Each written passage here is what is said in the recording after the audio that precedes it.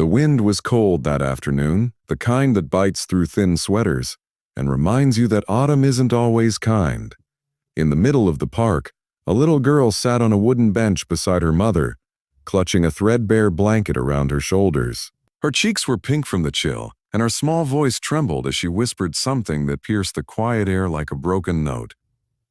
"Are we bad people, Mama?"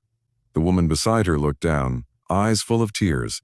She tried to hide. Before she could answer, a man sitting a few benches away, holding a sandwich wrapped in brown paper, heard those words, and his world suddenly stopped moving. If you believe kindness still has the power to change lives, to heal broken hearts, and to rewrite the stories of people who've been forgotten, then please take a moment to like this video, share it with someone who believes in second chances, and subscribe to our channel, because today's story will remind you goodness still lives among us.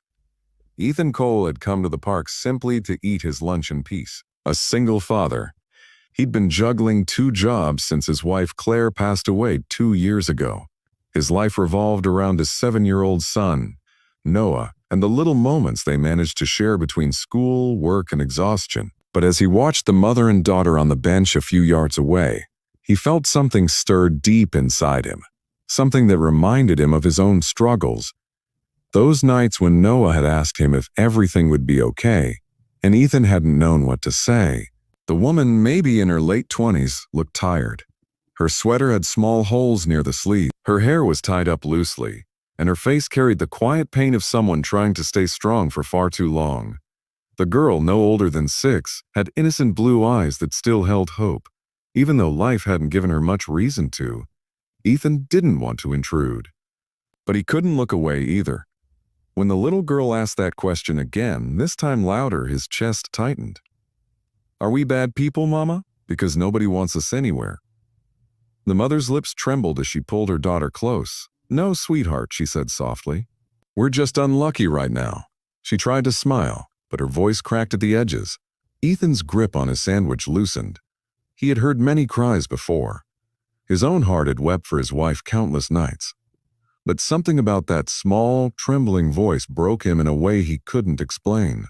He stood up and slowly walked toward them, uncertain of what he could even say. The mother looked startled when he approached, as if bracing for judgment, but Ethan's eyes carried nothing but concern. "Hi," he said gently, his voice careful. "I couldn't help overhearing. Is everything all right?"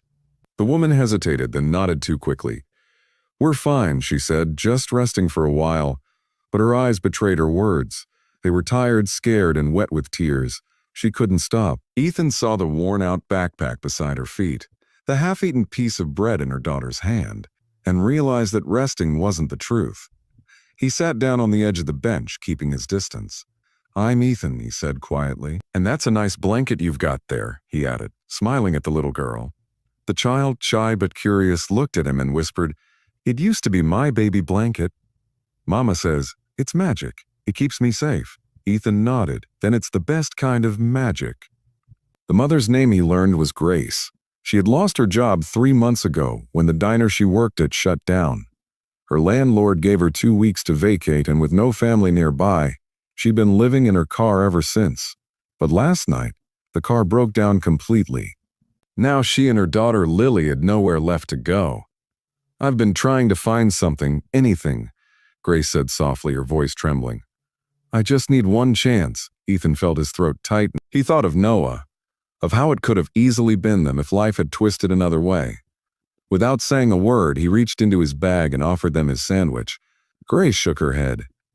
"We can't take that." "Yes, you can," Ethan said gently. "It's just a sandwich. I can get another one." Lily's eyes lit up when her mother finally accepted it. She took a small bite, and the way she smiled, it was as if she'd been given the world. Ethan sat silently for a while, watching them eat. The park was full of laughter from other families, but for Grace and Lily, it felt like the world had forgotten them. That evening when Ethan went home, Noah greeted him with his usual excitement, but Ethan's heart was somewhere else. He kept thinking about that little girl and her mother, wondering where they would sleep that night. After Noah went to bed, Ethan sat by the window staring at the quiet street outside. He remembered how people had helped him after Claire's death. Neighbors who brought meals, co-workers who covered shifts. Back then, he had promised himself that someday he would pay that kindness forward. Maybe this was his moment. The next morning, Ethan returned to the park with a thermos of hot cocoa and some breakfast sandwiches. Grace and Lily were there sitting under the same tree. Their faces lit up when they saw him. He sat with them, shared breakfast, and listened as Grace told him about her life. How she had grown up in a small town, dreamed of becoming a teacher, but life kept knocking her down. "I just want to make sure Lily never feels unloved," she said quietly, "even if I can't give her much." Ethan looked at her and saw the same resilience that had kept him alive after losing Claire. He couldn't let them slip through the cracks. That day, he called a friend who managed a small cafe nearby and asked if they needed help. Miraculously, there was an opening for a part-time waitress. Grace hesitated when he told her, but he smiled. "You said you just needed one chance, right? Take it." When she walked into that cafe the next day, she looked nervous, clutching Lily's hand tightly. But by the end of her first shift, she was smiling again for the first time in months. Ethan picked up Lily from the park and watched her draw pictures while waiting for her mom to finish. Slowly, what began as an act of kindness turned into something deeper, an unspoken connection between two broken souls trying to heal. Weeks passed and life began to change. Grace found a small apartment with the money she earned, and Ethan helped her move in. Lily and Noah became inseparable. They played in the same park where they had first met. One evening, as the sun set and the sky turned gold, Ethan found himself sitting on that same bench again, watching Grace laugh with Lily. It was a sound so pure, so filled with life that it brought tears to his eyes. But what truly stayed with him was the moment Lily looked up at him with her innocent eyes and said, "Mr. Ethan, Mama says you're our angel." He smiled and said, "Maybe we're all just angels for someone else, Lily." That night, Grace stood by the door as Ethan got ready to leave. "You didn't have to help us," she said softly, "but you did." "Why?" Ethan looked at her for a long moment. "Because once someone helped me when I thought I had nothing left," he said. "And because your little girl reminded me what real strength looks like." Tears filled her eyes. She stepped forward and hugged him tightly. It wasn't romantic, not yet. It was something more sacred. It was gratitude, humanity, and hope all woven together. Months later, Christmas lights glimmered across town. The cafe was busier than ever, and Grace had become one of the most beloved workers there. Ethan and Noah came by often, bringing small gifts for Lily. On Christmas Eve, as snow began to fall, Ethan invited them to spend the evening with his family. That night, laughter echoed through his home again, and for the first time in years, it felt whole. After dinner, while the children played by the tree, Grace sat beside Ethan on the couch. "You changed our lives," she said. "You didn't even know us, but you gave us a reason to believe again." Ethan shook his head. "You did that yourself," he said gently. "All I did was listen." Outside, snow covered the streets in a soft white blanket. The world seemed quiet and forgiving, as if every broken heart had found a place to rest. Grace looked at him and whispered, "You know what Lily asked me today?" She said, "Mama, do you think we're bad people?"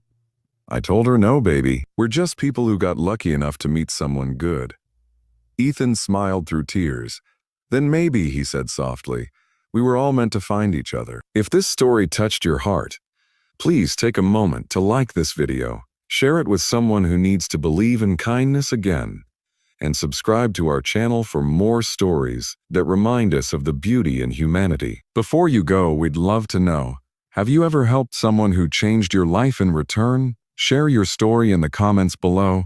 And remember, sometimes the smallest act of kindness can heal the deepest wounds.